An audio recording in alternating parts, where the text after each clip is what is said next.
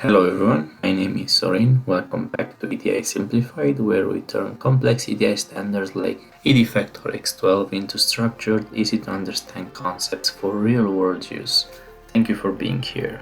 So, how EDI works in 3 steps? Well, we need a customer and we need a supplier, 2 parties, and a channel between them in order to be able to exchange files.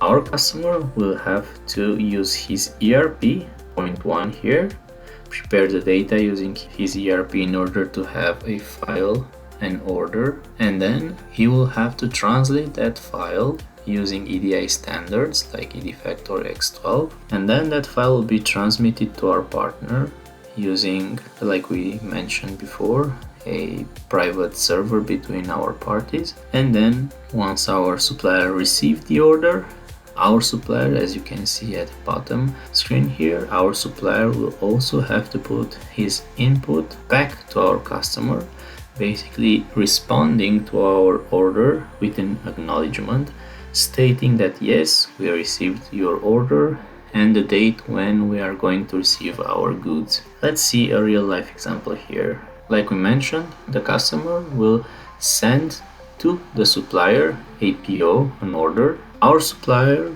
will have to acknowledge that order, accept it or decline it, send back an order response or acknowledgement stating if he accept the order or decline it, and if they accepted it, they will have to also give us back a date when we are going to receive our order. Once that is done, at the point 2, our supplier will also send us as customer an ISN back. The ISN means Advanced Shipping Notice. It's another EDI file that will let us know all about our logistics information, our tracking information. Once that is done, at the point 3, as you can see, our supplier will have to request a ship request to his warehouse in order for the warehouse to know that, hey, we need to ship something to a customer. Our warehouse will send back tracking files to the supplier, and then at the 4th point, the supplier and the courier is the shipping firm that will make sure that we are going to receive our goods or anything we order.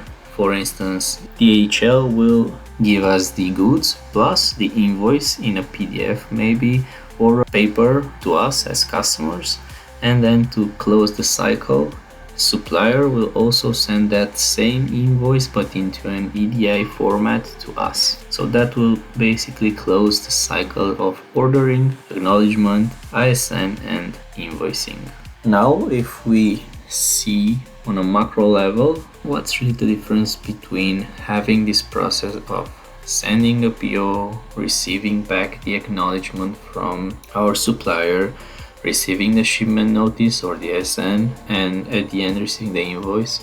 What's really the difference for this process when we are doing it without EDI or with EDI? As you can see, the steps are identical, but the difference is time of processing every single step. Without EDI, all these processes will need to be performed by a human being, by an employee who might or might not forget to send a PO, who might or might not process your PO from a supplier side, send the invoice. There are going to be a lot of human error that could potentially occur, while if we are doing this process with EDI, the majority of the pitfalls or the majority of the human error possibility that could occur are diminished. So that's it for today. Thank you for watching and I'll see you in the next lesson. Take care.